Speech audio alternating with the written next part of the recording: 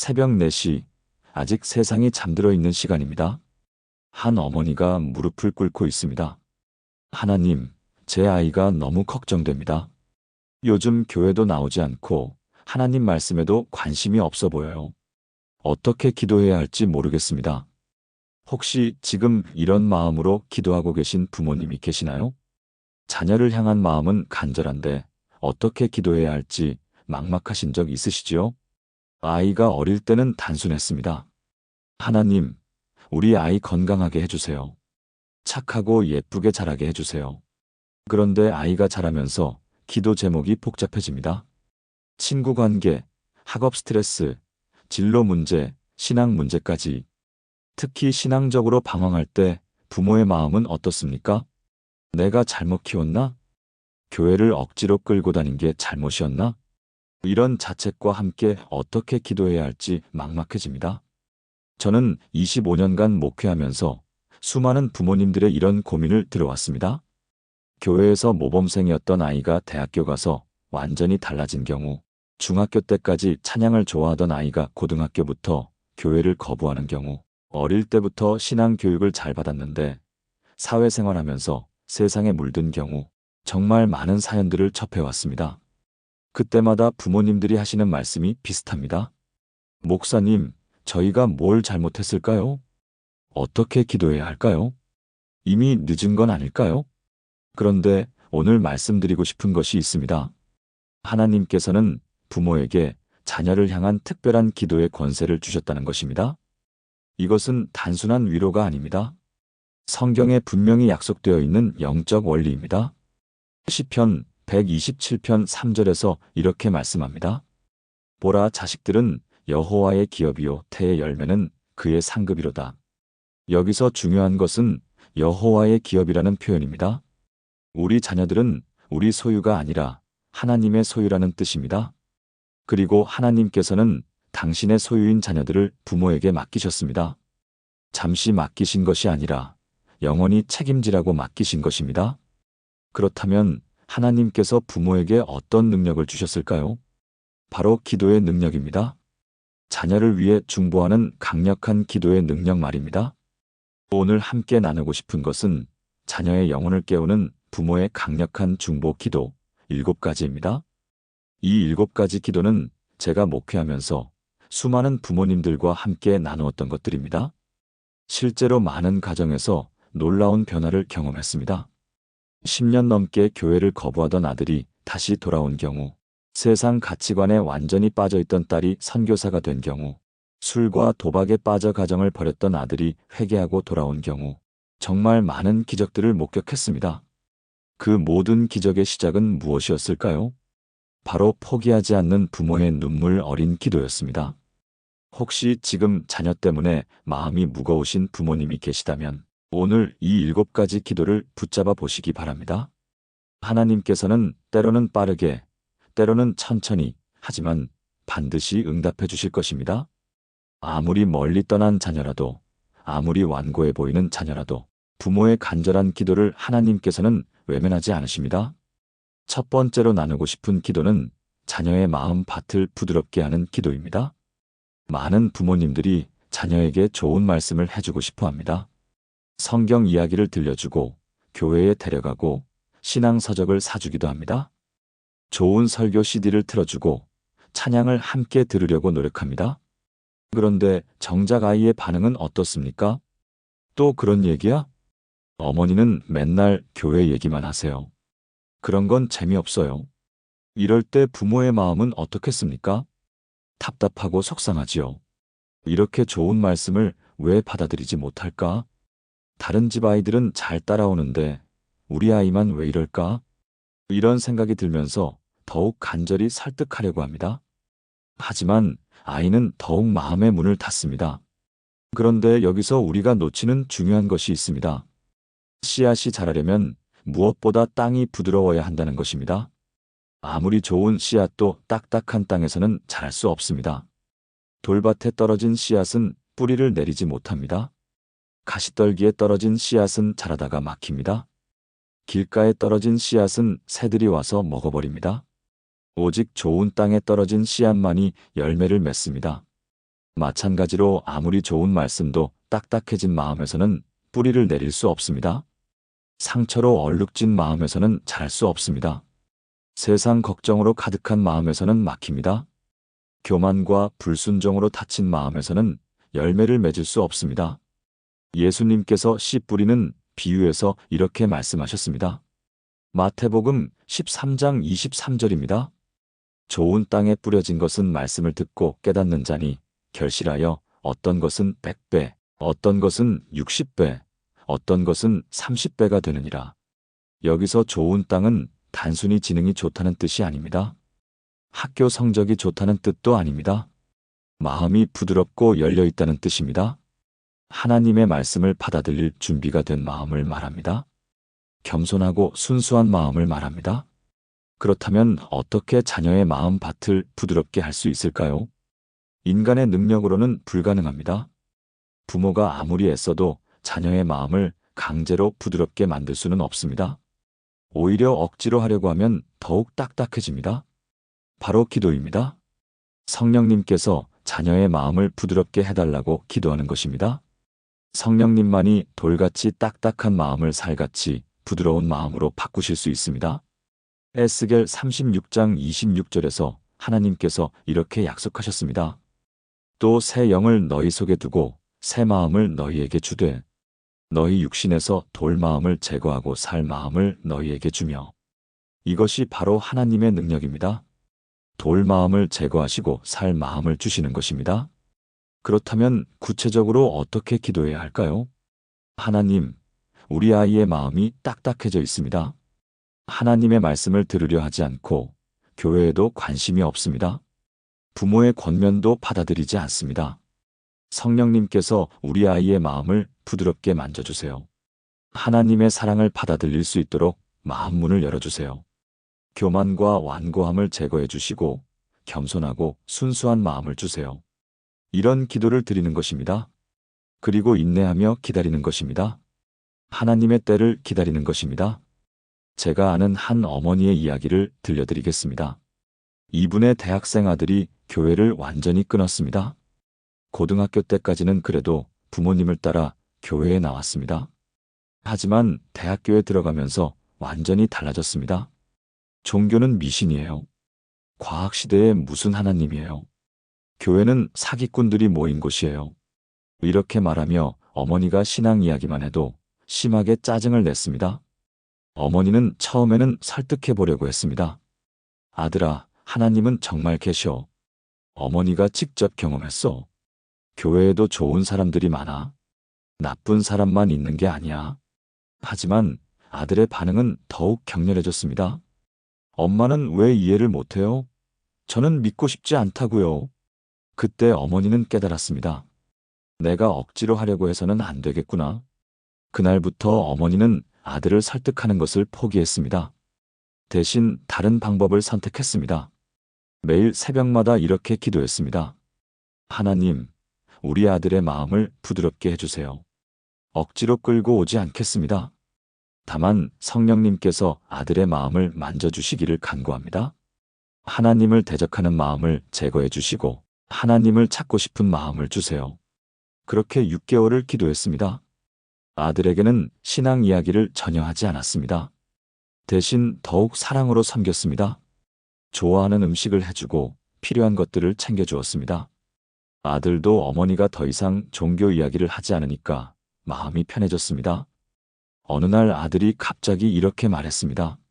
엄마, 요즘 뭔가 마음이 허전해요. 교회는 안 가고 싶지만 하나님이 정말 계시는지 궁금해져요. 혹시 엄마가 읽는 성경책 좀 빌려줄 수 있어요? 어머니는 깜짝 놀랐습니다. 하지만 자연스럽게 성경을 건네주었습니다. 급하게 읽지 말고 천천히 읽어봐. 그날부터 아들은 조금씩 변화되기 시작했습니다. 성경을 읽으면서 질문도 하고 가끔 어머니와 신앙 이야기도 나누었습니다. 6개월 후에는 스스로 교회에 나오기 시작했습니다.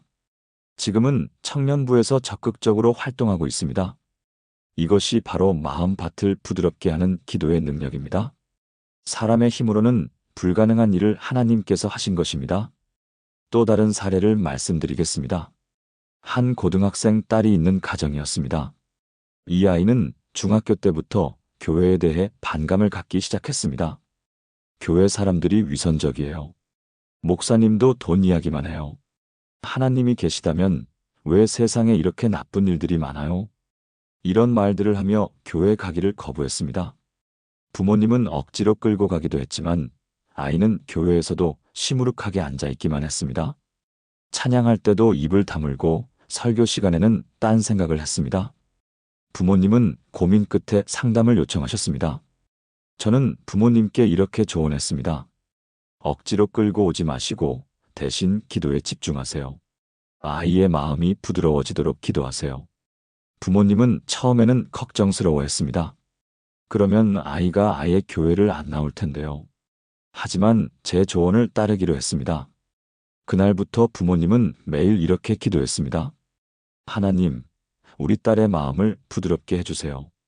교회와 하나님에 대한 선입견을 제거해 주세요. 순수하고 겸손한 마음으로 하나님을 찾게 해주세요. 그리고 딸에게는 강요하지 않았습니다. 교회 나오고 싶으면 나오고 아니면 집에 있어도 돼. 처음 몇 주는 정말 딸이 교회에 나오지 않았습니다. 부모님은 불안했지만 끝까지 기도로 인내했습니다. 한 달 후 딸이 갑자기 이렇게 말했습니다. 엄마, 아빠, 이번 주일에는 교회에 가볼까요? 뭔가 마음이 심심해요. 부모님은 놀랐지만 자연스럽게 받아들였습니다. 그날부터 딸의 태도가 완전히 달라졌습니다. 찬양도 따라 부르고 설교도 집중해서 들었습니다. 나중에 딸이 고백했습니다. 부모님이 억지로 안 끌고 와서 마음이 편해졌어요. 그러니까 오히려 교회가 그리워지더라고요. 하나님에 대해서도 다시 생각해 보게 됐고요. 이것이 바로 마음밭을 부드럽게 하는 기도의 힘입니다. 부모가 할 수 있는 가장 강력한 일은 자녀의 마음을 억지로 바꾸려 하는 것이 아닙니다. 하나님께서 자녀의 마음을 부드럽게 만져달라고 기도하는 것입니다. 그리고 하나님의 때를 인내하며 기다리는 것입니다. 오늘부터 이 기도를 시작해 보세요. 하나님, 우리 아이의 마음 밭을 부드럽게 해주세요. 분명히 하나님께서 응답해 주실 것입니다. 두 번째로 나누고 싶은 기도는 자녀를 둘러싼 어둠의 세력을 물리치는 기도입니다. 많은 부모님들이 자녀의 신앙 문제를 단순히 개인적인 문제로만 생각합니다. 우리 아이가 게을러서 교회를 안 나와. 친구들의 영향을 받아서 그래. 사춘기라서 그런 거야. 요즘 젊은이들이 다 그래. 물론 이런 요소들도 분명히 있습니다. 하지만 우리가 놓치지 말아야 할 중요한 것이 있습니다. 이것은 단순한 교육의 문제가 아니라 영적 전쟁이라는 것입니다. 마귀는 우리 자녀들의 영혼을 노리고 있습니다. 특히 믿음의 가정에서 자란 자녀들을 더욱 집중적으로 공격합니다. 저 아이만 넘어뜨리면 그 가정 전체를 흔들 수 있어. 믿음의 대를 끊을 수 있어. 이런 악한 계략을 가지고 공격하는 것입니다. 베드로전서 5장 8절에서 이렇게 경고합니다. 근신하라 깨어라. 너희 대적 마귀가 우는 사자같이 두루다니며 삼킬 자를 찾나니. 여기서 중요한 것은 삼킬 자를 찾는다는 표현입니다. 마귀는 무작정 공격하는 것이 아닙니다. 전략적으로 타겟을 정하고 집중 공격합니다. 그리고 우리 자녀들이 그 주요 타겟 중 하나입니다. 에베소서 6장 12절에서 사도 바울은 이렇게 말씀합니다. 우리의 씨름은 혈과 육을 상대하는 것이 아니요 통치자들과 권세들과 이 어둠의 세상 주관자들과 하늘에 있는 악의 영들을 상대함이라. 여기서 중요한 것은 우리의 씨름이라는 표현입니다. 자녀의 신앙 문제는 우리가 씨름해야 할 영적 전투라는 뜻입니다. 그런데 이 전투는 혈과 육으로 하는 것이 아닙니다. 자녀를 혼내고 강요하고 억지로 끌고 가는 것으로는 해결되지 않습니다. 오직 기도로만 이길 수 있는 전쟁입니다. 마귀는 오락 중독, 나쁜 친구들, 세상 가치관, 상처와 원망 등 다양한 방법으로 우리 자녀들을 공격합니다. 그렇다면 우리는 어떻게 기도해야 할까요?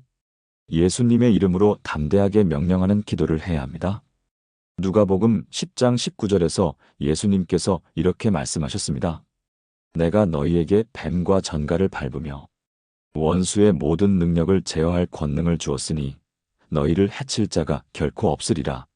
우리에게는 원수의 모든 능력을 제어할 권능이 있습니다.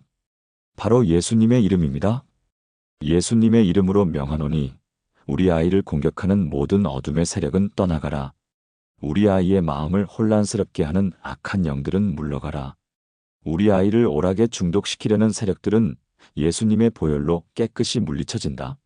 우리 아이가 하나님을 멀리하게 만드는 모든 방해 세력들은 결박당하라.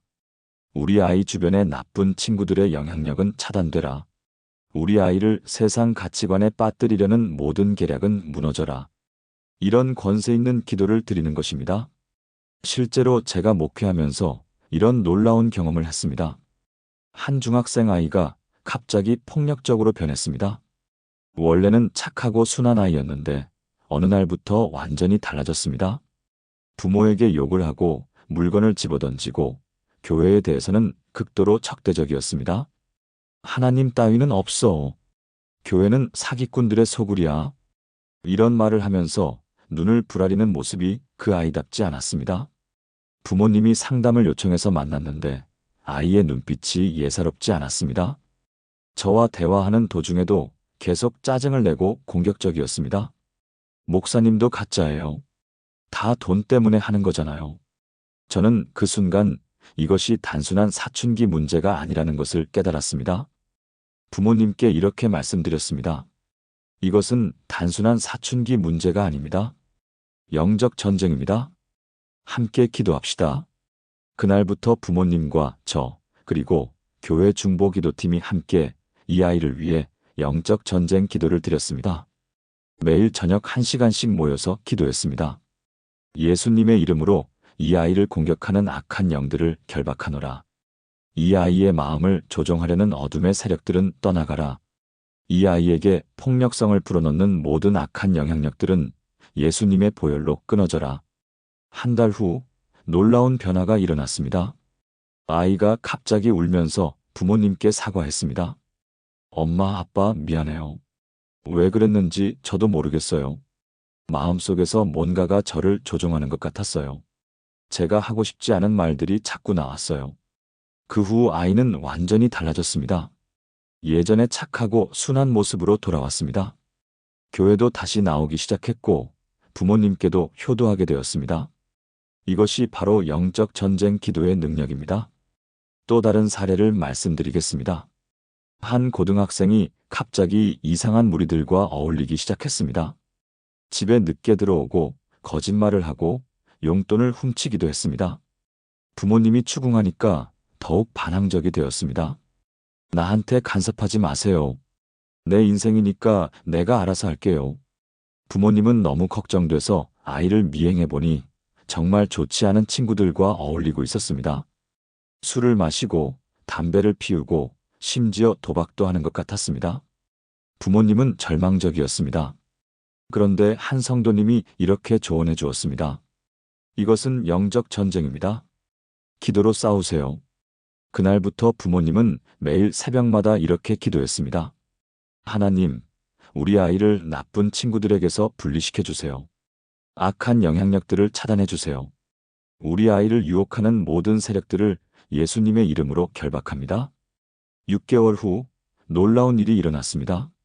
아이가 어울리던 친구들이 하나둘씩 다른 곳으로 이사를 가거나 다른 학교로 전학을 갔습니다. 그러자 아이도 자연스럽게 그런 무리에서 벗어나게 되었습니다. 나중에 아이가 고백했습니다. 그때 저도 모르게 나쁜 일들에 빠져들었어요. 하지만 지금 생각해보니 정말 위험했던 것 같아요. 다행히 그 친구들과 헤어지게 돼서 좋아요. 이것도 영적 전쟁 기도의 결과였습니다. 사랑하는 성도님들, 자녀의 영적 문제를 단순히 교육적, 심리적 문제로만 보지 마세요. 이것은 영적 전쟁입니다. 그리고 우리에게는 이 전쟁에서 이길 수 있는 능력이 있습니다. 바로 예수님의 이름입니다. 빌립보서 2장 10절에서 이렇게 말씀합니다. 하늘에 있는 자들과 땅에 있는 자들과 땅 아래에 있는 자들로 모든 무릎을 예수의 이름에 꿇게 하시고, 예수님의 이름 앞에 모든 무릎이 꿇습니다. 악한 영들도 예수님의 이름 앞에서는 굴복할 수밖에 없습니다. 오늘부터 자녀를 위해 영적 전쟁 기도를 시작하세요. 담대하게 예수님의 이름으로 명령하세요. 하나님께서 반드시 승리하게 해주실 것입니다. 세 번째로 나누고 싶은 기도는 자녀의 진정한 정체성을 깨우는 기도입니다. 요즘 우리 자녀들이 가장 혼란스러워하는 것이 무엇인지 아시나요? 바로 자신이 누구인지 모르겠다는 것입니다. 나는 왜 이렇게 공부를 못할까? 나는 왜 이렇게 못생겼을까? 나는 왜 친구들처럼 인기가 없을까? 나는 도대체 뭘 잘하는 거야? 내가 살아서 뭐 하지? 이런 질문들로 가득합니다. 특히 각종 영상 매체가 발달한 요즘, 다른 사람들과 비교하며 열등감에 빠지는 아이들이 너무 많습니다. 텔레비전에서 보는 완벽해 보이는 연예인들, 영상 사이트에서 보는 성공한 또래들을 보며 자신은 아무것도 아닌 존재라고 생각합니다. 친구들의 화려한 생활을 보며 자신의 초라함을 느낍니다. 다른 사람들의 성취를 보며 자신의 부족함을 한탄합니다.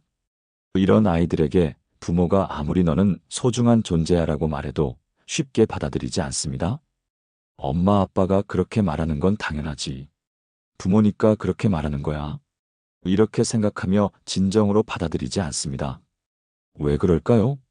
세상이 말하는 기준으로 자신을 평가하고 있기 때문입니다. 성적, 외모, 인기, 재능, 집안 배경, 이런 것들로 자신의 가치를 매기고 있는 것입니다. 그리고 이런 기준들로 보면 대부분의 아이들은 평범하거나 부족하다고 느끼게 됩니다. 왜냐하면 세상은 항상 최고만을 기준으로 삼기 때문입니다. 1등만 인정하고 완벽함만 추구하고 성공한 사람만 칭찬합니다.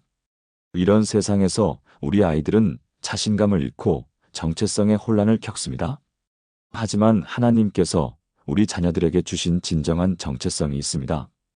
요한일서 3장 1절에서 이렇게 말씀하십니다. 보라, 아버지께서 어떠한 사랑을 우리에게 베푸사 하나님의 자녀라 일컬음을 받게 하셨는고 우리가 그러하도다. 여기서 핵심은 하나님의 자녀라는 정체성입니다. 우리 아이들은 단순히 누구의 아들, 딸이 아닙니다. 하나님의 자녀입니다. 왕의 자녀입니다. 창조주의 자녀입니다. 이것은 성적이나 외모나 재능과는 전혀 상관없는 정체성입니다. 하나님께서 사랑해서 택하시고 귀하게 여기시는 존재라는 정체성입니다. 에베소서 1장 4절에서 이렇게 말씀합니다. 곧 창세 전에 그리스도 안에서 우리를 택하사 우리로 사랑 안에서 그 앞에 거룩하고 흠이 없게 하시려고. 우리 자녀들은 창세 전에 하나님께서 택하신 존재들입니다. 우연히 태어난 것이 아닙니다. 하나님의 특별한 계획과 목적을 가지고 이 세상에 온 존재들입니다. 그런데 문제는 아이들이 이 정체성을 깨닫지 못한다는 것입니다. 세상의 소음이 너무 커서 하나님의 음성을 듣지 못하는 것입니다. 세상의 거짓된 기준들이 너무 강해서 하나님의 기준을 보지 못하는 것입니다. 이때 부모의 기도가 필요합니다. 하나님, 우리 아이가 자신의 진정한 정체성을 깨닫게 해주세요. 세상이 아무리 너는 부족하다고 말해도 하나님께서는 우리 아이를 왕의 자녀로 부르셨다는 것을 깨닫게 해주세요. 성적이나 외모나 재능이 아니라 하나님의 사랑받는 자녀라는 것이 우리 아이의 진정한 정체성임을 알게 해주세요. 세상의 기준에 흔들리지 않고 하나님의 기준으로 자신을 바라볼 수 있게 해주세요. 이런 기도를 드리는 것입니다. 그리고 기회가 될 때마다 아이에게 이 정체성을 확인시켜 주는 것입니다. 너는 하나님의 소중한 자녀야. 하나님께서 너를 특별하게 만드셨어. 성적이 좀 부족해도 괜찮아. 너는 하나님께 귀한 존재야. 다른 사람과 비교하지 마. 너는 하나님께서 독특하게 창조하신 작품이야. 하나님께서 너에게 특별한 계획을 가지고 계셔. 제가 아는 한 고등학생의 이야기를 들려드리겠습니다. 이 아이는 공부를 못해서 늘 자신감이 없었습니다. 반에서 꼴찌를 하는 일이 많았고 부모님께도 자주 야단을 맞았습니다. 친구들은 다들 좋은 성적을 받아오는데 자신만 뒤처지는 것 같았습니다. 어느 날 이 아이가 어머니께 이렇게 말했습니다. 엄마, 나는 왜 태어났을까요? 나 같은 애는 없어도 되는 거 아니에요?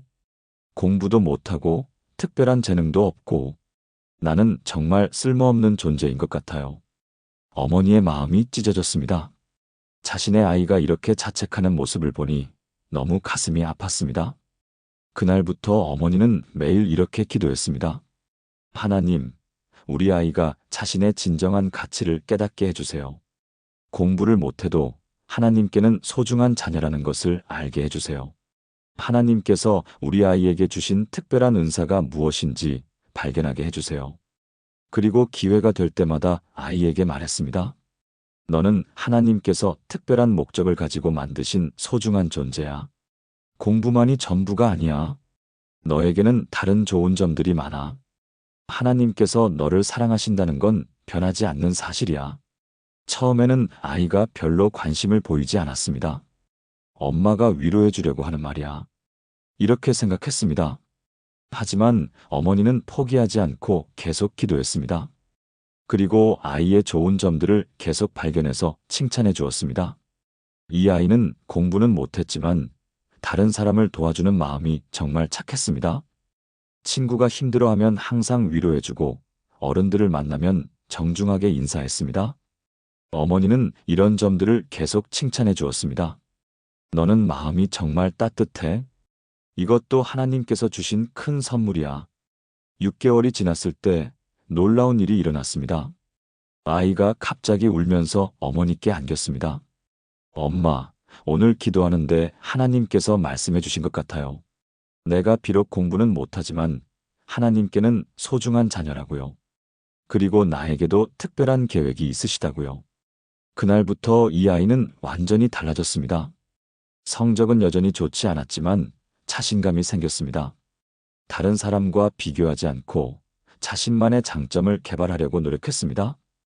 그리고 놀랍게도 이 아이는 나중에 상담 심리학과에 진학해서 상처받은 청소년들을 도우는 전문가가 되었습니다. 자신이 받았던 상처를 오히려 다른 사람을 돕는 도구로 사용하게 된 것입니다. 이것이 바로 정체성을 깨우는 기도의 능력입니다.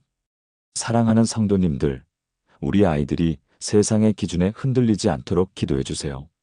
하나님의 자녀라는 정체성이 마음 깊이 새겨지도록 기도해 주세요. 그러면 어떤 어려움이 와도 흔들리지 않는 아이로 자라게 될 것입니다.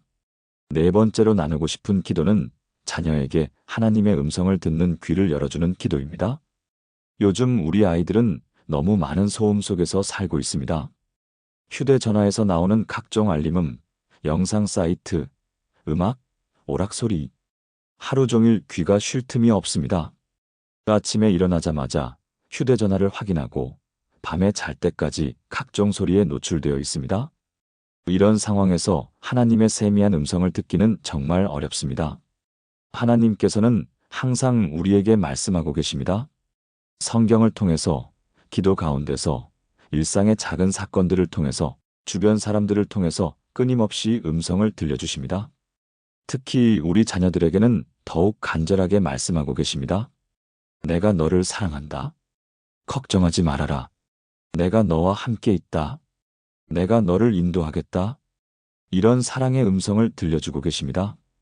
그런데 아이들이 그 음성을 듣지 못합니다. 귀가 막혀 있기 때문입니다. 마음이 닫혀 있기 때문입니다. 사무엘상 3장에 나오는 어린 사무엘의 이야기를 기억하시나요? 하나님께서 사무엘을 부르셨는데 처음에는 사무엘이 알아듣지 못했습니다. 엘리의 음성인 줄 알고 엘리에게 달려갔습니다. 엘리여, 나를 부르셨나이까? 엘리는 나는 부르지 않았다. 가서 누워 있으라고 했습니다. 이런 일이 3번이나 반복된 후에야 엘리가 깨달았습니다. 아, 하나님께서 아이를 부르시는구나.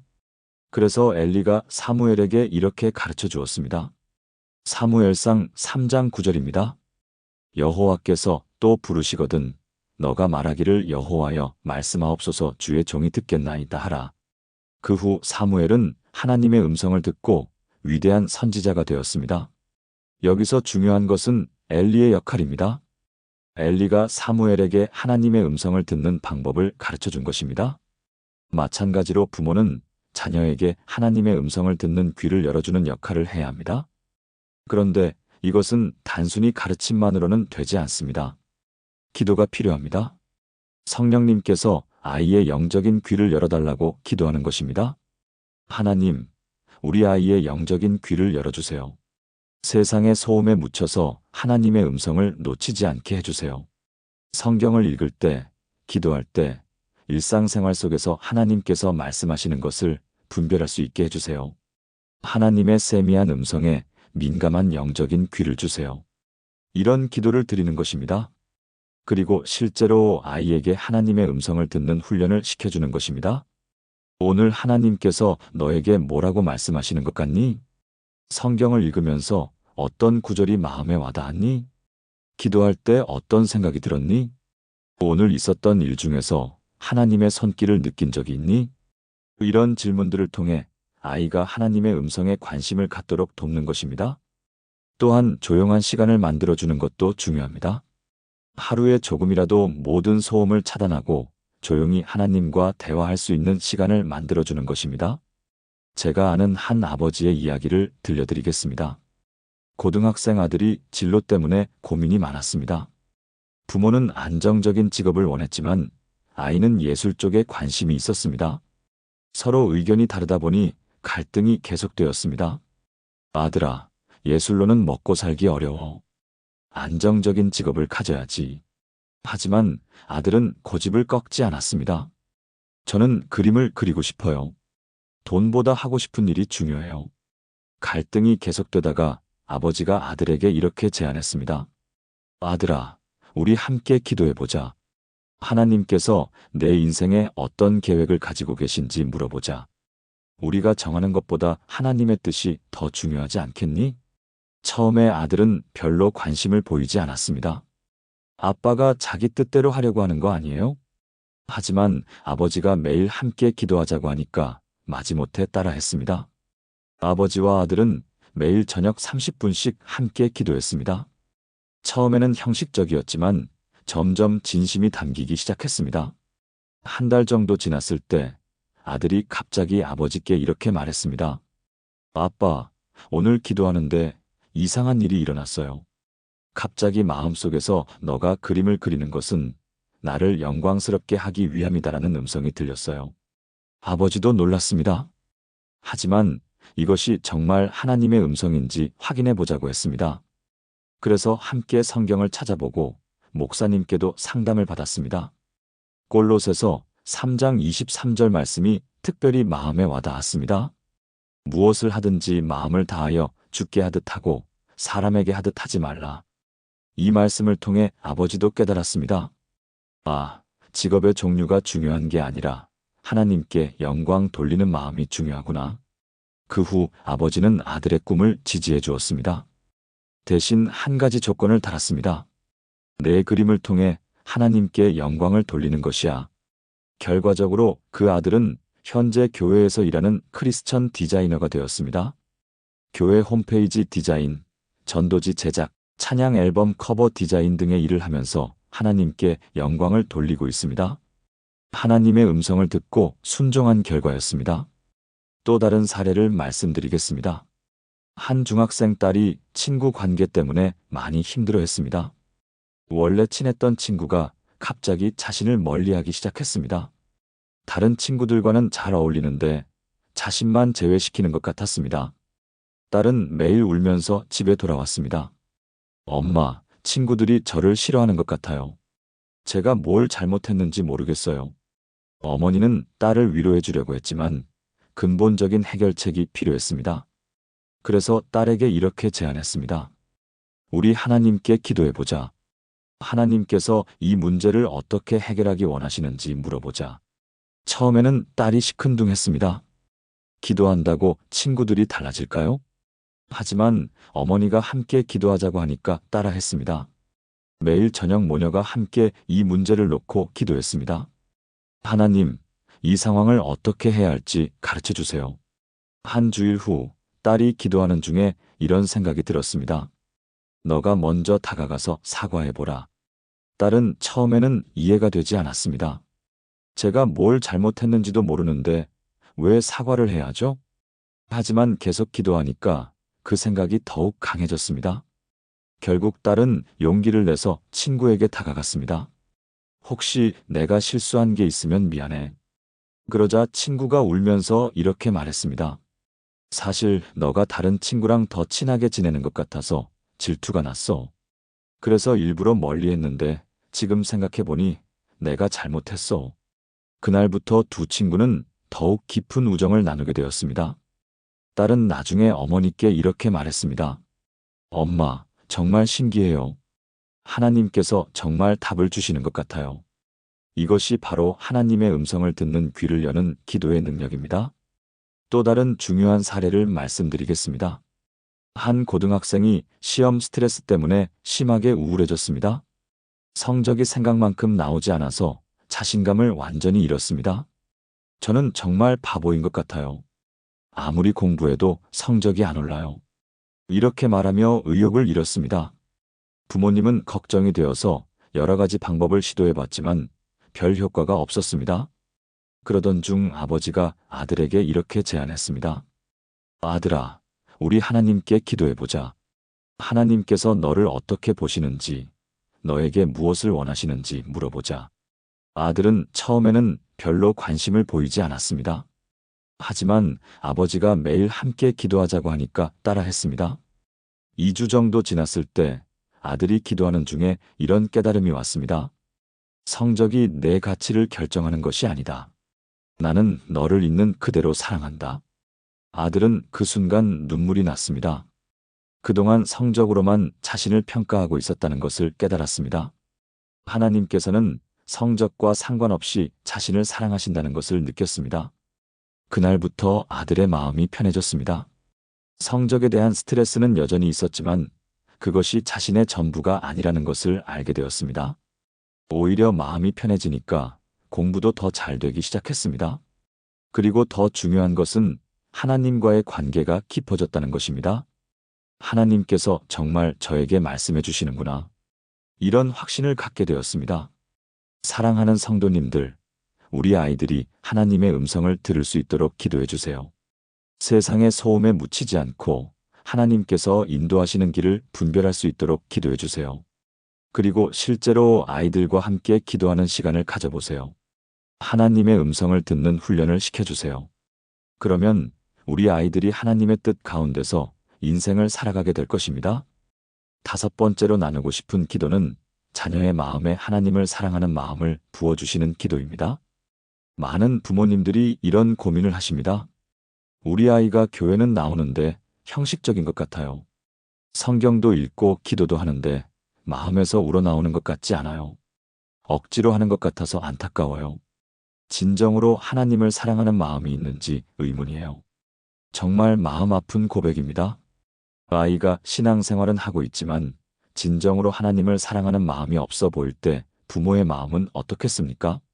더 답답한 것은 이런 모습이 계속 지속될 때입니다. 어릴 때는 그럭저럭 따라왔지만 나이가 들수록 점점 형식적이 되어갑니다.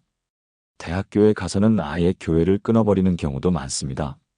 어릴 때는 부모님 때문에 했지만 이제는 제가 결정할게요. 이렇게 말하며 신앙을 포기하는 것입니다. 하지만 여기서 우리가 깨달아야 할 중요한 것이 있습니다. 하나님을 사랑하는 마음은 억지로 만들어질 수 없다는 것입니다. 아무리 강요하고 설득하고 가르쳐도 사랑은 마음에서 우러나와야 합니다. 진정한 사랑은 자발적인 것입니다. 강제적인 사랑은 사랑이 아닙니다. 그렇다면 어떻게 해야 할까요? 하나님께서 자녀의 마음에 당신을 사랑하는 마음을 부어달라고 기도하는 것입니다. 요한일서 4장 19절에서 이렇게 말씀합니다. 우리가 사랑함은 그가 먼저 우리를 사랑하셨습니다. 여기서 중요한 것은 순서입니다. 우리가 먼저 하나님을 사랑하는 것이 아니라 하나님께서 먼저 우리를 사랑하셨다는 것입니다. 그 사랑을 깨달을 때 우리도 하나님을 사랑하게 되는 것입니다. 마찬가지로 우리 자녀들도 하나님의 사랑을 깊이 경험할 때 하나님을 사랑하게 됩니다. 그런데 문제는 아이들이 하나님의 사랑을 제대로 경험하지 못한다는 것입니다. 이때 부모의 기도가 필요합니다. 하나님, 우리 아이가 하나님의 사랑을 깊이 경험하게 해주세요. 하나님께서 얼마나 우리 아이를 사랑하시는지 마음으로 느끼게 해주세요. 하나님을 무서운 분이 아니라 사랑의 아버지로 경험하게 해주세요. 그래서 그 사랑에 감동받아 하나님을 진심으로 사랑하게 해주세요. 이런 기도를 드리는 것입니다. 그리고 기회가 될 때마다 아이에게 하나님의 사랑을 구체적으로 보여주는 것입니다. 하나님께서 너를 얼마나 사랑하시는지 아니? 너가 태어나기 전부터 너를 계획하셨어. 너가 실수해도 하나님의 사랑은 변하지 않아. 하나님께서 너가 행복하기를 바라셔. 하나님께서는 벌 주려고 기다리시는 분이 아니라 축복해 주려고 기다리시는 분이야. 이런 말들을 통해 하나님의 사랑을 전해주는 것입니다. 제가 상담했던 한 중학생의 이야기를 들려드리겠습니다. 이 아이는 교회에서 모범생이었습니다. 성경 암송 대회에서 상도 받고 주일학교에서 회장도 했습니다. 부모님은 아이의 신앙이 좋다고 생각했습니다. 그런데 어느 날 아이가 어머니께 이렇게 말했습니다. 엄마, 솔직히 말하면 하나님이 무서워요. 항상 저를 감시하고 계시는 것 같아요. 실수하면 벌을 주실 것 같고, 죄를 지으면 화를 내실 것 같아요. 그래서 기도할 때도 떨려요. 어머니는 충격을 받았습니다. 아이가 하나님을 사랑해서 신앙생활을 하는 것이 아니라 두려워서 하고 있었던 것입니다. 그날부터 어머니는 기도를 바꿨습니다. 하나님, 우리 아이가 하나님을 두려운 분이 아니라 사랑하시는 아버지로 경험하게 해주세요. 하나님의 따뜻한 사랑을 느끼게 해주세요. 그리고 아이와 대화할 때도 하나님의 사랑을 강조했습니다. 하나님은 너를 벌주려고 기다리시는 분이 아니야. 너를 안아주시고 격려해 주시는 사랑의 아버지셔. 너가 실수해도 하나님의 사랑은 변하지 않아. 하나님께서는 너가 두려워하는 것을 원하지 않으셔. 사랑받는다는 것을 느끼기를 원하셔. 처음에는 아이가 잘 받아들이지 않았습니다. 오랫동안 형성된 인식을 바꾸는 것은 쉽지 않았습니다. 하지만 어머니는 포기하지 않고 계속 기도했습니다. 그리고 성경 말씀도 함께 나누었습니다. 요한일서 4장 18절 말씀이었습니다. 사랑 안에 두려움이 없고 온전한 사랑이 두려움을 내쫓나니 두려움에는 형벌이 있음이라 두려워하는 자는 사랑 안에서 온전히 이루어지지 아니하였느니라. 이 말씀을 통해 아이는 조금씩 깨달아갔습니다. 하나님의 사랑에는 두려움이 없구나. 6개월 후 놀라운 변화가 일어났습니다. 아이가 어머니께 이렇게 말했습니다. 엄마, 요즘 기도가 너무 좋아요.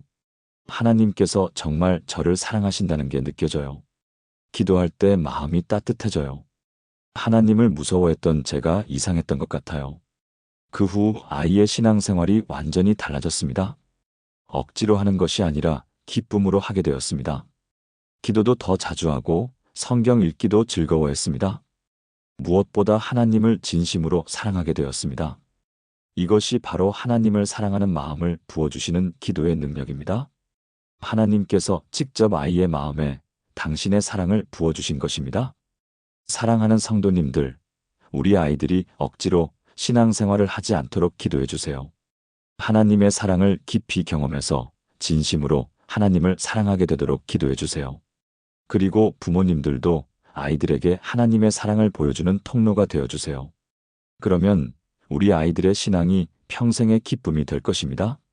6번째로 나누고 싶은 기도는 자녀의 인생에 하나님의 계획과 목적을 발견하게 하는 기도입니다. 요즘 우리 아이들이 가장 힘들어하는 것 중 하나가 인생의 목적을 모르겠다는 것입니다. 나는 왜 살아야 하지? 내 인생에 무슨 의미가 있지? 나는 도대체 뭘 위해 존재하는 거야? 내가 죽어도 세상은 그대로일 텐데. 이런 실존적 고민들로 괴로워하는 아이들이 정말 많습니다. 특히 공부만 하라고 강요받으며 자란 아이들일수록 이런 고민이 깊습니다. 어릴 때부터 공부해라, 좋은 대학 가라, 좋은 직장 가져라는 말만 들으며 자라다 보니 정작 왜 그래야 하는지에 대한 답을 찾지 못하는 것입니다. 왜 공부해야 하는지 모르겠어요. 좋은 대학 가서 뭐 할 건데요? 성공한다고 해서 행복할까요? 돈 많이 벌면 의미 있는 인생이 되는 건가요? 이런 질문들을 던지며 삶의 의미를 찾지 못해 방황합니다. 더 심각한 경우에는 우울증에 빠지기도 하고 극단적인 선택을 생각하기도 합니다. 내가 없어도 세상은 그대로일 텐데. 나는 아무 쓸모없는 존재인 것 같아. 차라리 태어나지 않았으면 좋았을 텐데. 이런 생각들 때문에 고통받는 것입니다. 현대 사회의 특징 중 하나가 바로 이런 실존적 공허함입니다. 물질적으로는 풍요로워졌지만 정신적으로는 더욱 메마른 시대가 되었습니다. 예전에는 가난해도 가족을 위해서라도 살아야지라는 목적이라도 있었습니다. 하지만 지금은 기본적인 의식주는 해결되다 보니 오히려 왜 살아야 하는가? 라는 질문이 더 깊어진 것입니다. 하지만 성경은 분명히 말씀합니다. 우리 각자에게는 하나님의 특별한 계획과 목적이 있다고요. 예레미야 29장 11절에서 이렇게 말씀하십니다. 여호와의 말씀이니라 너희를 향한 나의 생각을 내가 아나니 평안이요 재앙이 아니니라 너희에게 미래와 희망을 주는 것이니라. 여기서 중요한 것은 너희를 향한 나의 생각이라는 표현입니다. 하나님께서는 우리 각자를 향한 특별한 생각, 특별한 계획을 가지고 계신다는 뜻입니다. 그리고 그 계획은 평안과 희망을 주는 좋은 계획이라고 하셨습니다. 결코 우연히 태어난 것이 아닙니다. 하나님께서 특별한 목적을 가지고 이 세상에 보내신 것입니다. 에베소서 2장 10절에서도 이렇게 말씀합니다. 우리는 그가 만드신 바라 그리스도 예수 안에서 선한 일을 위하여 지으심을 받은 자니 이 일은 하나님이 전에 예비하사 우리로 그 가운데서 행하게 하려 하심이니라. 여기서 핵심은 선한 일을 위하여 지으심을 받은 자라는 표현입니다. 우리는 무목적으로 존재하는 것이 아닙니다. 하나님께서 미리 예비하신 선한 일을 행하기 위해 창조된 존재들입니다. 우리 자녀들도 마찬가지입니다. 하나님께서는 우리 아이 한 명 한 명을 향한 특별한 계획을 가지고 계십니다. 그 아이만이 할 수 있는 특별한 사명이 있습니다. 그 아이를 통해 이루고자 하시는 놀라운 일들이 있습니다. 그 아이가 영향을 미칠 사람들이 있습니다. 그 아이가 해결할 문제들이 있습니다. 그 아이가 전할 하나님의 사랑이 있습니다. 문제는 아이들이 그것을 발견하지 못한다는 것입니다. 세상의 기준으로만 인생을 바라보다 보니 하나님의 계획을 놓치는 것입니다. 성공, 돈, 명예, 권력, 이런 것들만이 인생의 목적인 줄 알고 있는 것입니다. 하지만 이런 것들은 일시적입니다. 언젠가는 사라질 것들입니다. 진정한 인생의 목적은 하나님께 영광을 돌리고 사람들을 사랑하며 하나님 나라를 확장하는 것입니다. 이때 부모의 기도가 필요합니다. 하나님, 우리 아이가 자신의 인생에 대한 하나님의 계획을 발견하게 해주세요. 하나님께서 우리 아이를 위해 예비하신 특별한 사명이 무엇인지 깨닫게 해주세요. 세상의 헛된 목적이 아니라 하나님께서 주신 참된 목적을 발견하게 해주세요. 그래서 하나님의 뜻 가운데서 행복하고 의미 있는 인생을 살아가게 해주세요. 이런 기도를 드리는 것입니다. 그리고 아이와 함께 하나님의 계획을 찾아가는 것입니다. 너의 재능이 무엇인지 함께 발견해보자. 하나님께서 너에게 주신 꿈이 무엇인지 생각해보자. 어떤 일을 할 때 가장 보람을 느끼니? 어떤 사람들을 도와주고 싶니? 어떤 문제를 해결하고 싶니? 이런 대화들을 통해 아이가 하나님의 계획을 발견하도록 돕는 것입니다. 제가 아는 한 고등학생의 이야기를 들려드리겠습니다. 이 아이는 성적이 중간 정도였는데 늘 자신감이 없었습니다. 나는 특별할 게 없어요. 뭘 해야 할지 모르겠어요. 다른 애들은 다들 잘하는 게 있는데 나는 아무것도 없어요. 이렇게 말하며 우울해했습니다. 친구들은 공부를 잘하거나 운동을 잘하거나 예술적 재능이 있거나 했는데 자신은 그런 뚜렷한 재능이 없다고 생각했습니다. 부모님이 상담을 요청해서 만났는데 대화해보니 이 아이는 다른 사람을 도와주는 것을 정말 좋아했습니다. 친구가 고민이 있으면 밤새워 들어주고 동네 할머니가 무거운 것을 들고 계시면 꼭 도와드렸습니다. 길에서 길을 잃은 사람을 만나면 친절하게 안내해주고 동생들이 숙제를 못하면 기꺼이 도와주었습니다. 하지만 본인은 이런 것을 재능이라고 생각하지 않았습니다. 그냥 당연한 일 아니에요? 저는 이 아이와 부모님께 이렇게 말씀드렸습니다. 이것이 바로 하나님께서 이 아이에게 주신 특별한 은사입니다. 다른 사람을 섬기고 도와주는 마음 말입니다. 이것은 아무나 가질 수 있는 것이 아닙니다. 하나님께서 특별히 이 아이에게 주신 귀한 선물입니다. 그날부터 부모님은 아이를 위해 이렇게 기도했습니다. 하나님, 우리 아이가 섬김의 은사를 통해 하나님의 영광을 나타내게 해주세요. 이 은사를 어떻게 사용해야 할지 깨닫게 해주세요. 하나님께서 우리 아이를 통해 이루시고자 하는 일이 무엇인지 보여주세요. 그리고 아이에게도 말했습니다. 너의 섬김의 마음이 하나님께서 주신 특별한 선물이야. 이 세상에는 너처럼 다른 사람을 따뜻하게 돌봐줄 사람이 필요해. 하나님께서 너를 통해 많은 사람들을 위로하시고 싶어 하실 거야. 처음에는 아이가 잘 이해하지 못했습니다. 하지만 시간이 지나면서 점점 깨달아갔습니다. 정말 내 장점이 이런 거구나. 하나님께서 나에게 이런 계획이 있으시는구나. 고등학교 3학년 때 이 아이는 사회복지학과에 진학하기로 결정했습니다. 부모님은 처음에는 걱정했습니다. 사회복지사는 힘들고 돈도 많이 못 벌어. 하지만 아이는 확신을 가지고 말했습니다. 저는 이 일이 제 소명이라고 생각해요. 하나님께서 저에게 주신 은사를 이렇게 사용하고 싶어요. 현재 그 아이는 청소년 상담사로 일하고 있습니다. 상처받은 청소년들을 도우면서 정말 보람을 느끼고 있습니다. 무엇보다 자신의 인생에 확실한 목적이 있다는 것을 알고 있습니다. 저는 하나님께서 저를 이 일을 위해 만드셨다는 확신이 있어요. 이것이 바로 하나님의 계획과 목적을 발견하게 하는 기도의 능력입니다. 또 다른 중요한 사례를 말씀드리겠습니다. 한 중학생이 자신의 미래에 대해 전혀 꿈이 없었습니다. 저는 뭘 하고 살아야 할지 모르겠어요. 특별한 재능도 없고 하고 싶은 것도 없어요. 이렇게 말하며 무기력해했습니다.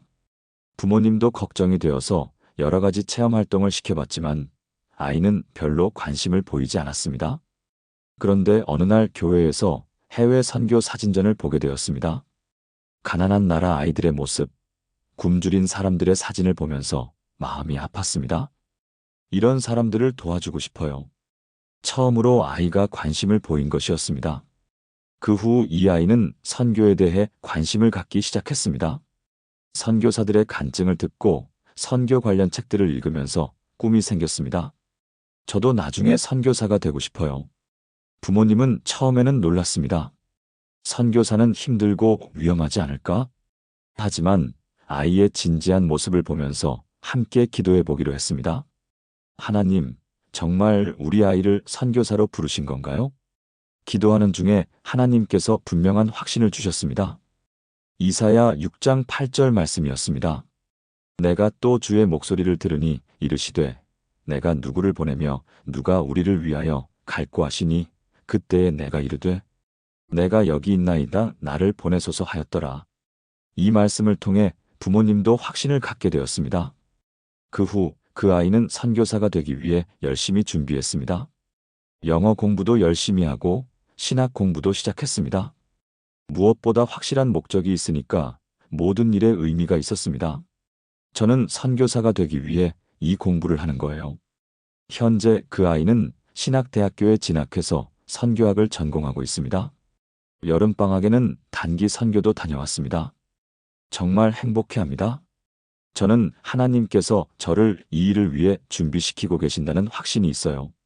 이런 사례들을 통해 알 수 있는 것은 무엇입니까? 하나님께서는 정말 우리 각자에게 특별한 계획을 가지고 계신다는 것입니다. 그리고 그 계획을 발견할 때 인생이 완전히 달라진다는 것입니다. 더 이상 의미 없이 살지 않게 됩니다. 모든 일에 목적이 생깁니다.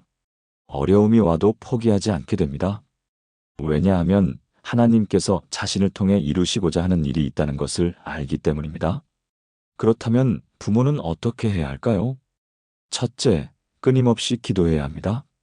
하나님께서 자녀에게 주신 특별한 계획을 발견하게 해달라고 기도하는 것입니다.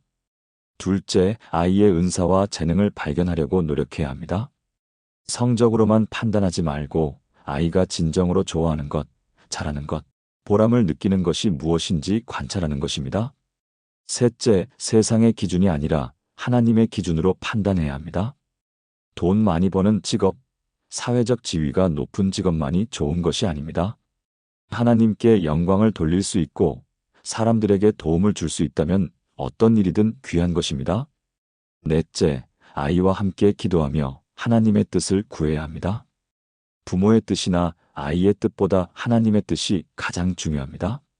다섯째, 인내하며 기다려야 합니다. 하나님의 계획은 때로는 천천히 드러납니다. 성급하게 결론을 내리지 말고 하나님의 때를 기다려야 합니다.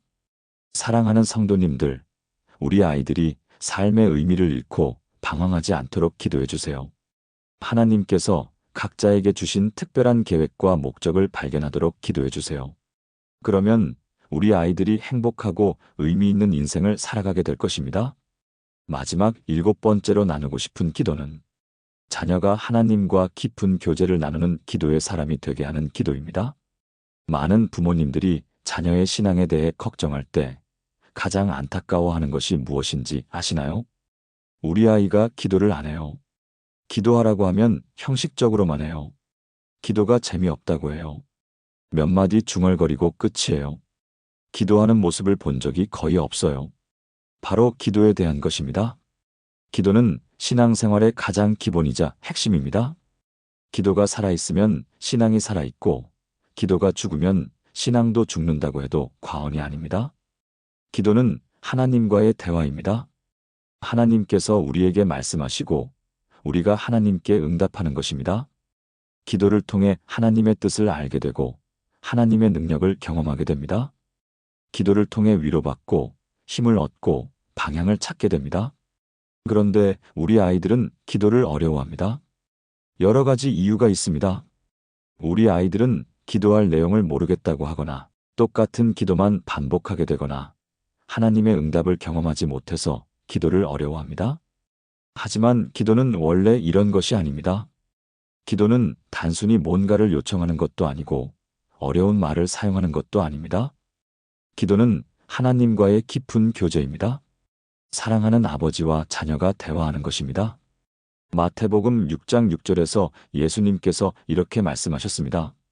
너는 기도할 때에 내 골방에 들어가 문을 닫고 은밀한 중에 계신 내 아버지께 기도하라. 은밀한 중에 보시는 내 아버지께서 갚으시리라. 여기서 중요한 것은 은밀한 중에 계신 내 아버지라는 표현입니다. 하나님을 멀고 두려운 존재가 아니라 가까이 계시는 사랑의 아버지로 부르며 은밀한 교제를 나누라는 것입니다. 이것이 바로 진정한 기도입니다. 하나님을 아버지라고 부르며 친밀하게 대화하는 것입니다. 그런데 우리 아이들이 이런 기도를 경험하려면 어떻게 해야 할까요? 부모의 기도가 필요합니다. 하나님, 우리 아이가 기도의 참된 의미를 깨닫게 해주세요. 형식적인 기도가 아니라 하나님과 진정한 교제를 나누는 기도를 경험하게 해주세요. 기도할 때 하나님의 사랑과 임재를 느끼게 해주세요. 기도가 의무가 아니라 기쁨이 되게 해주세요. 이런 기도를 드리는 것입니다. 그리고 아이에게 기도의 모범을 보여주는 것도 중요합니다. 아이 앞에서 진심으로 기도하는 모습을 보여주는 것입니다. 하나님, 오늘도 우리 가정을 지켜주셔서 감사합니다. 우리 아이가 학교에서 좋은 친구들을 만나게 해주세요. 아이가 시험을 잘 볼 수 있도록 도와주세요. 우리 가족이 서로 사랑하며 살 수 있게 해주세요. 이런 자연스럽고 진실한 기도를 들려주는 것입니다. 어려운 신학적 용어를 사용할 필요가 없습니다. 마치 가족과 대화하듯이 편안하고 친근하게 기도하면 됩니다. 또한 아이와 함께 기도하는 시간을 만드는 것도 좋습니다. 오늘 있었던 일 중에 감사한 것이 뭐가 있을까? 내일 있을 시험을 위해 함께 기도해 볼까? 할머니가 아프시니까 함께 기도드리자.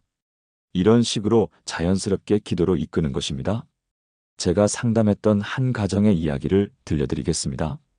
대학생 딸이 신앙생활을 완전히 포기했습니다. 고등학교 때까지는 그래도 교회에 나왔는데 대학교에 가서는 완전히 달라졌습니다. 기도해봤자 소용없어요. 하나님은 제 기도를 안 들어주세요. 교회 가는 것도 시간 낭비 같아요. 이렇게 말하며 교회도 나오지 않았습니다.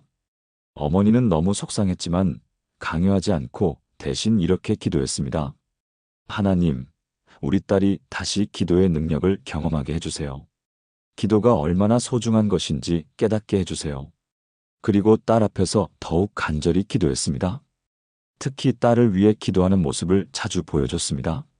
하나님, 우리 딸이 행복하게 해주세요. 좋은 사람 만나게 해주세요. 딸이 건강하게 해주시고 꿈을 이룰 수 있게 도와주세요. 딸이 어려운 일이 있을 때 하나님께서 함께 해주세요. 처음에는 딸이 무관심했습니다. 엄마는 또 기도하네. 이런 반응이었습니다. 하지만 어머니가 자신을 위해 진심으로 기도하는 모습을 보면서 마음이 움직이기 시작했습니다. 그러던 어느 날 딸에게 정말 힘든 일이 생겼습니다. 대학교에서 친구들과 갈등이 있었고 학업 스트레스도 심했습니다. 그날 집에 와서 엄마에게 울면서 이야기했습니다. 엄마, 정말 힘들어요. 어떻게 해야 할지 모르겠어요. 어머니는 딸을 위로해주면서 이렇게 제안했습니다. 우리 함께 기도해 볼까? 하나님께서 해결책을 주실지도 몰라. 딸은 처음에는 거부했습니다. 기도해봤자 뭐가 달라져요? 하지만 어머니가 계속 권하니까 마지못해 따라했습니다. 그런데 신기한 일이 일어났습니다. 기도하는 중에 마음이 평안해지는 것을 느꼈습니다. 뭔가 위로받는 느낌이 들어요. 그날부터 딸이 조금씩 변화되기 시작했습니다. 힘든 일이 있을 때마다 어머니에게 함께 기도해줘요라고 요청했습니다. 어느 날 딸이 어머니께 이렇게 말했습니다. 엄마가 저를 위해 기도하는 걸 보니까 정말 감동이에요. 저도 다시 기도해보고 싶어요. 그날부터 모녀가 함께 기도하기 시작했습니다. 처음에는 형식적이었지만 점점 진심이 담기기 시작했습니다. 6개월 후 딸이 어머니께 이렇게 고백했습니다. 엄마, 기도가 이렇게 좋은 건 줄 몰랐어요. 요즘 기도할 때 하나님께서 정말 저와 함께 계신다는 게 느껴져요. 기도하고 나면 마음이 평안해져요. 이것이 바로 기도의 사람이 되게 하는 기도의 능력입니다. 또 다른 사례를 말씀드리겠습니다. 한 중학생이 기도를 정말 싫어했습니다. 기도는 지루해요. 뭘 말해야 할지 모르겠어요. 하나님이 들으시는지도 의문이에요. 이렇게 말하며 기도 시간을 피했습니다. 가정 예배 시간에도 기도 순서가 오면 저는 다음에 할게요라고 했습니다. 부모님은 걱정이 되어서 억지로라도 기도를 시키려고 했습니다. 하지만 효과가 없었습니다. 오히려 아이는 더욱 기도를 싫어하게 되었습니다. 그때 아버지가 다른 방법을 시도해봤습니다. 아이에게 기도해라라고 강요하는 대신 함께 기도하자고 제안한 것입니다. 아들아, 아빠가 기도할 테니까 너가 듣기만 해도 돼. 그리고 아버지는 아이를 위해 이렇게 기도했습니다. 하나님, 우리 아들이 오늘 학교에서 즐거운 하루 보냈으면 좋겠어요. 아들이 친구들과 잘 지낼 수 있게 도와주세요. 아들이 공부하는 것을 도와주시고 스트레스 받지 않게 해주세요. 이런 식으로 아들의 일상생활과 관련된 구체적인 내용들로 기도했습니다. 처음에는 아들이 시큰둥했습니다. 하지만 아버지가 자신을 위해 이렇게 구체적으로 기도하는 것을 들으면서 점점 감동을 받았습니다. 한 달 후 아들이 갑자기 아버지께 이렇게 말했습니다. 아빠, 저도 기도해 볼게요. 처음에는 아주 짧았습니다. 하나님, 감사해요.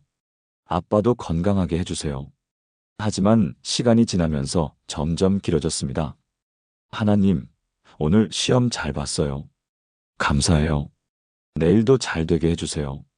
친구가 아파하는데 빨리 나을 수 있게 해주세요. 이런 식으로 점점 구체적이고 진심이 담긴 기도를 하게 되었습니다. 1년 후 그 아이는 완전히 달라졌습니다. 매일 저녁 혼자서도 기도하는 모습을 볼 수 있었습니다. 아버지가 물어봤습니다. 기도가 좋아졌구나? 아들이 대답했습니다. 네, 기도하고 나면 마음이 편해져요. 하나님이 제 말을 들어주시는 것 같아요. 또 다른 중요한 사례를 말씀드리겠습니다. 한 고등학생이 입시 스트레스로 많이 힘들어했습니다. 성적도 생각만큼 나오지 않고 미래에 대한 불안감도 컸습니다. 부모님이 기도해보라고 했지만 아이는 별로 관심을 보이지 않았습니다. 기도한다고 성적이 올라가나요? 기도보다는 공부를 더 해야 할 것 같은데요. 이런 반응이었습니다. 그런데 어느 날 정말 큰 시험을 앞두고 있을 때 어머니가 아이에게 이렇게 제안했습니다. 공부도 중요하지만 마음의 평안도 중요해. 우리 함께 기도해서 마음을 가라앉혀보자. 아이는 처음에는 시간 낭비라고 생각했습니다. 하지만 어머니의 권유에 따라 함께 기도했습니다. 그런데 기도하고 나서 정말 마음이 평안해지는 것을 느꼈습니다. 신기해요. 정말 마음이 편해져요. 그 후 아이는 큰 시험이 있을 때마다 먼저 기도하고 시작하게 되었습니다. 그리고 놀랍게도 성적도 향상되었습니다. 마음이 평안하니까 집중력도 좋아지고 실수도 줄어든 것입니다. 아이가 어머니께 이렇게 말했습니다. 엄마, 기도가 정말 도움이 되는 것 같아요. 공부하기 전에 기도하면 마음이 안정되고 집중이 잘 돼요. 현재 그 아이는 대학생이 되었지만 여전히 기도하는 습관을 유지하고 있습니다. 중요한 일이 있을 때마다 먼저 기도하고 시작한다고 합니다. 이처럼 기도는 우리 아이들에게 정말 중요합니다. 기도를 통해 하나님과 친밀한 관계를 맺게 됩니다. 기도를 통해 어려운 일들을 해결하는 방법을 배우게 됩니다. 기도를 통해 마음의 평안을 얻게 됩니다. 기도를 통해 하나님의 뜻을 깨닫게 됩니다. 그런데 많은 아이들이 기도의 이런 유익들을 경험하지 못하고 있습니다. 기도를 어려워하고 지루해하고 의미 없다고 생각합니다. 이때 부모의 역할이 정말 중요합니다. 첫째, 부모 자신이 먼저 기도의 사람이 되어야 합니다. 아이들은 부모의 모습을 보고 배웁니다. 부모가 기도를 소중히 여기고 실제로 기도하는 모습을 보여주어야 합니다. 둘째, 아이에게 기도를 강요하지 말아야 합니다. 억지로 시키면 오히려 기도를 싫어하게 됩니다. 자연스럽게 기도에 관심을 갖도록 유도해야 합니다. 셋째, 함께 기도하는 시간을 만들어야 합니다. 가족이 함께 기도하는 시간을 통해 아이들이 기도의 의미를 깨닫게 됩니다. 넷째, 아이의 수준에 맞는 기도를 가르쳐 주어야 합니다. 너무 어려운 신학적 용어를 사용하지 말고 아이가 이해할 수 있는 쉬운 말로 기도하도록 도와주어야 합니다.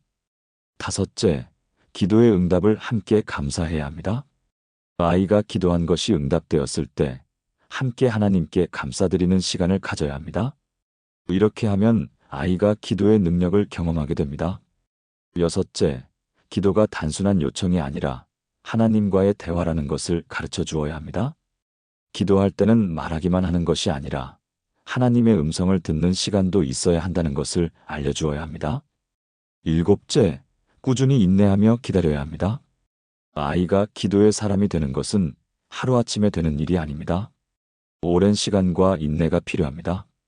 사랑하는 성도님들, 우리 아이들이 평생 하나님과 교제하며 살아갈 수 있도록 기도해 주세요. 기도가 의무가 아니라 기쁨이 되도록, 형식이 아니라 진정한 만남이 되도록 기도해 주세요. 그리고 부모님들 자신도 기도의 모범을 보여주시기 바랍니다. 그러면 우리 아이들이 어떤 어려움이 와도 기도로 극복하는 믿음의 사람이 될 것입니다. 기도하는 부모 밑에서 자란 아이들은 평생 기도의 능력을 의지하며 살아갑니다. 그리고 그 아이들이 자라서 부모가 되었을 때도 자녀들에게 기도를 가르치게 됩니다. 이것이 바로 믿음의 대를 잇는 방법입니다. 사랑하는 성도님들, 지금까지 자녀의 영혼을 깨우는 부모의 강력한 중보 기도 7가지를 함께 나누었습니다. 다시 한번 정리해 드리겠습니다. 첫째, 자녀의 마음 밭을 부드럽게 하는 기도. 우리 아이들의 마음이 하나님의 말씀을 받아들일 수 있도록 성령님께서 부드럽게 만져달라고 기도하는 것입니다. 둘째, 자녀를 둘러싼 어둠의 세력을 물리치는 기도. 이것은 영적 전쟁입니다. 예수님의 이름으로 담대하게 우리 자녀들을 공격하는 모든 악한 세력들을 물리치는 기도입니다. 셋째, 자녀의 진정한 정체성을 깨우는 기도. 세상의 기준이 아니라 하나님의 기준으로 자신을 바라볼 수 있도록 하나님의 사랑받는 자녀라는 정체성을 깨닫게 하는 기도입니다. 넷째, 자녀에게 하나님의 음성을 듣는 귀를 열어주는 기도. 세상의 소음에 묻히지 않고 하나님의 세미한 음성을 들을 수 있는 영적인 귀를 달라고 기도하는 것입니다. 다섯째, 자녀의 마음에 하나님을 사랑하는 마음을 부어주시는 기도. 형식적인 신앙이 아니라 진심으로 하나님을 사랑하는 마음을 갖게 해달라고 기도하는 것입니다. 여섯째, 자녀의 인생에 하나님의 계획과 목적을 발견하게 하는 기도. 삶의 의미를 잃고 방황하지 않도록 하나님께서 각자에게 주신 특별한 계획과 사명을 발견하게 하는 기도입니다. 일곱째, 자녀가 하나님과 깊은 교제를 나누는 기도의 사람이 되게 하는 기도. 평생 하나님과 교제하며 살아갈 수 있도록 기도가 기쁨이 되고 능력이 되도록 하는 기도입니다. 이 7가지 기도는 단순한 이론이 아닙니다. 실제로 수많은 가정에서 놀라운 변화를 가져온 능력 있는 기도들입니다. 저는 25년간 목회하면서 이런 기도들을 통해 일어난 수많은 기적들을 목격했습니다. 10년 넘게 교회를 떠났던 아들이 회개하고 돌아온 경우, 세상 가치관에 완전히 빠져있던 딸이 선교사가 된 경우, 자살을 생각했던 아이가 생명의 소중함을 깨닫고 새로운 꿈을 찾은 경우, 신앙을 완전히 버렸던 자녀가 목사가 된 경우까지 정말 많은 기적들을 보았습니다. 그 모든 기적의 시작은 무엇이었을까요? 바로 포기하지 않는 부모의 눈물 어린 기도였습니다. 새벽을 깨우며 자녀를 위해 간구하는 부모의 간절한 기도였습니다. 혹시 지금 자녀 때문에 마음이 무거우신 부모님이 계시다면 오늘 이 7가지 기도를 붙잡아 보시기 바랍니다. 하나님께서는 때로는 빠르게, 때로는 천천히, 하지만 반드시 응답해 주실 것입니다.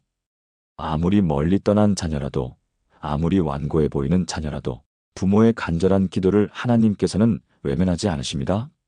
이사야 49장 15절에서 하나님께서 이렇게 약속하셨습니다. 여인이 어찌 그 젖먹는 자식을 잊겠으며 자기 태에서 난 아들을 긍휼히 여기지 아니하겠느냐? 그들은 혹시 잊을지라도 나는 너를 잊지 아니할 것이라. 어머니가 자녀를 잊을 수 없듯이 하나님께서도 우리를 잊지 않으신다는 약속입니다.